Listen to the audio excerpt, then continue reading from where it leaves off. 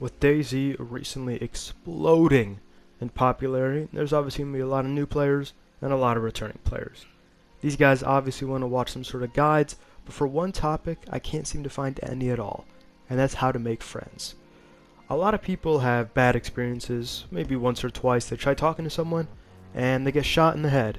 So now they just live like Ted Kaczynski in the woods, and they don't really try talking to people. But let me tell you, from personal experience, it's a lot easier to make friends than enemies.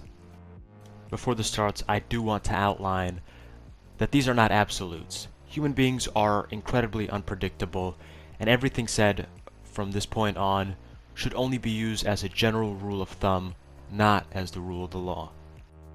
In this video, I will go over 4 topics. First, how you can be friendly and show others that you're trustworthy. Second, groups of people and how likely they are to betray you. Third, red flags to watch out for whenever you're trying to be friends with somebody. And fourth, miscellaneous tips and tricks I've picked up along the way. The best place to meet people and make friends is on the coastal towns, because if someone kills you before talking to you or betrays you a couple minutes after, it doesn't really matter because you don't have that much shit on you. You can just spawn back and try again. Don't bring gear to these coastal towns though, because some people that would be friendly to you if you're a fresh spawn would kill you because they feel like they have a lot to gain. Basically, don't give people the chance to gain anything from killing you. Once you're at the coastal town, start looking around for people. Keep in mind, you're gonna want a mic for this. A popular saying in Dayz is no mic, no life. You simply can't trust people when you can't even hear their voice. If you're in PlayStation chat, or I would assume maybe Xbox, I don't play on that, make sure you're not in a party, because if you're in a party, people won't be able to hear you.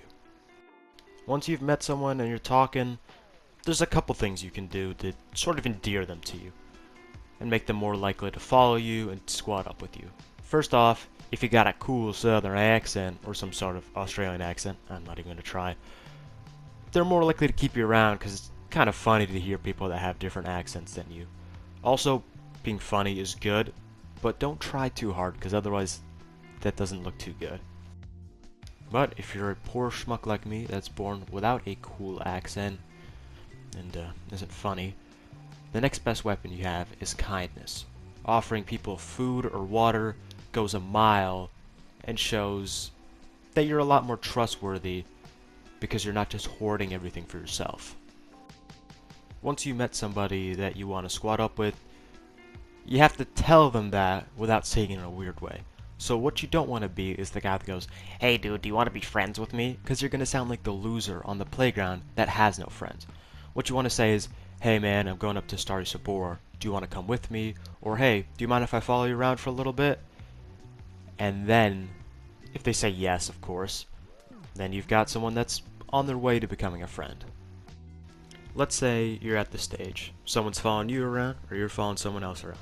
Either way, there's a truce of 2 or more of you that have decided to be friends.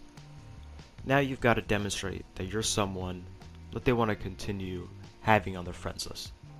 So one of the ways to do that would be being selfless. And this is one of my more recommended and most reliable ways. Say you go into a building and you find a Mosin and a shotgun. What you want to do, instead of just taking both of them and not telling them, is go, "Hey, I found a Mosin and a shotgun.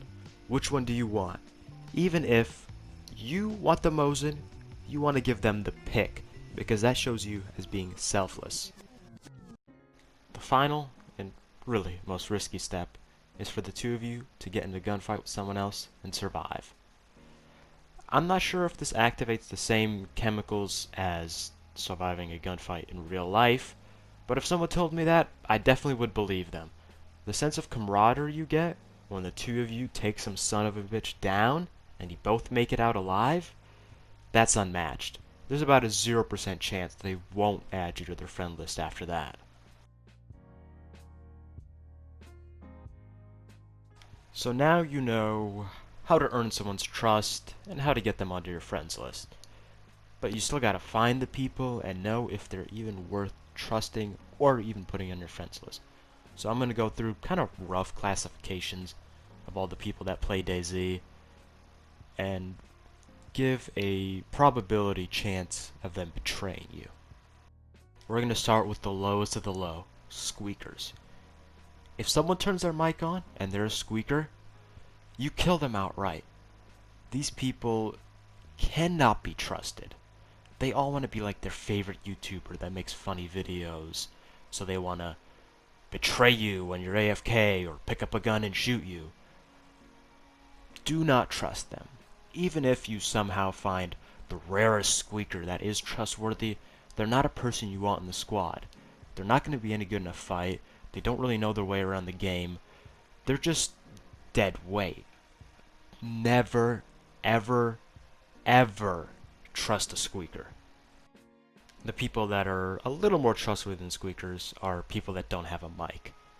You can't read their intentions. They could be the most friendly guy in the world, or they could be the most hostile guy in the world, and there's no possible way for you to know. With every other group, you can kind of read their intentions by the way they talk and what they say. With these people, they're a brick wall.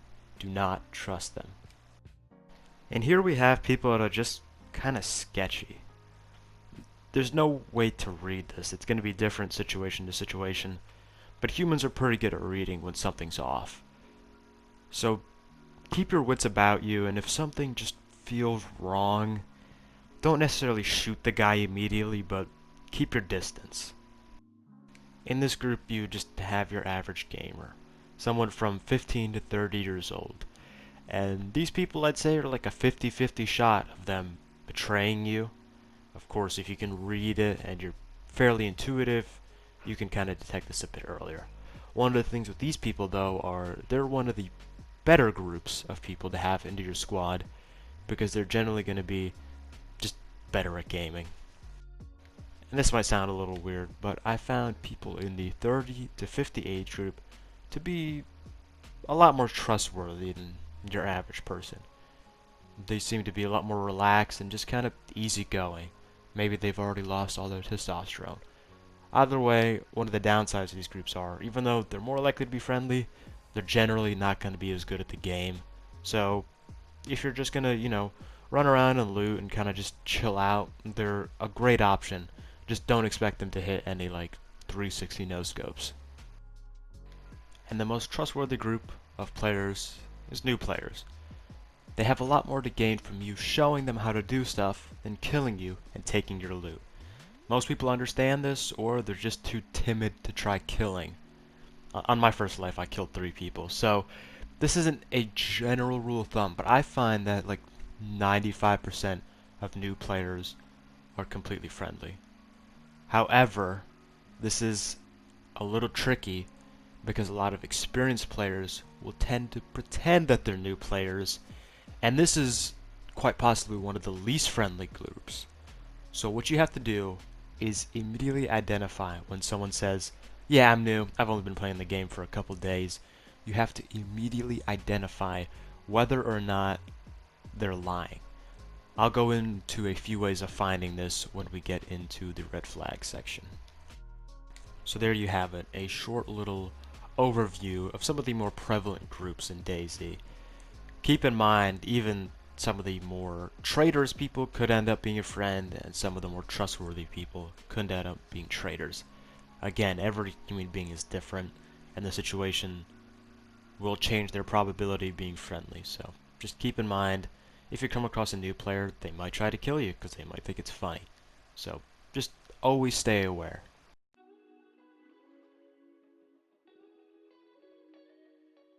One of the greatest red flags is when you just meet someone, you barely know them, and they start asking you to do something specific or go somewhere specific. If they ask you to stand still, or if they ask you to go in a room, they're clearly lining you up to be killed.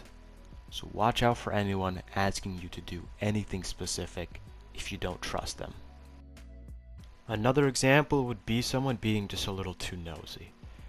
Now, someone asking you, hey man, you got any food? That's not nosy, the guy's starving. Hey, you got any medicine? Stuff like that. But if he's like, hey, what gun is that on your back? What do you have in that backpack of yours? Do you have any ammo for that gun? They're clearly sizing you up to see either if you're worth killing or if you can fight back. A red flag I found to be particularly common among squeakers is that people will just ask you for too much stuff. You'll give them a can of food, they won't even say thank you, and they'll ask for another. They're greedy. If you don't give them that can, they'll try to kill you. Hell, if you give them that other can, maybe they'll try to kill you even then. This is especially bad when they ask you for guns.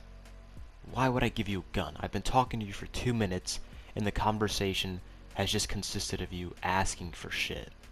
Do not trust anybody that's just way too forward with stuff that isn't really a necessity, and especially people who aren't thankful.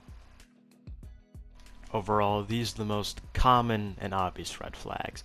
But overall, what you need to do, you gotta trust your gut. There's so many instances I had where my gut was telling me, do not trust this guy.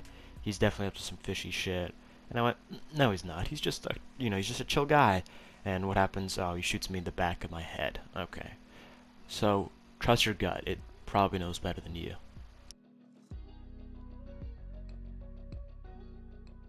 Before we wrap this up, I want to leave you just with a couple tips and tricks I've picked up from my time that I wish I'd known earlier. First off, just understand the fact that through the process of trying to make friends, you will be betrayed, you will be shot in the back, someone will take advantage of you.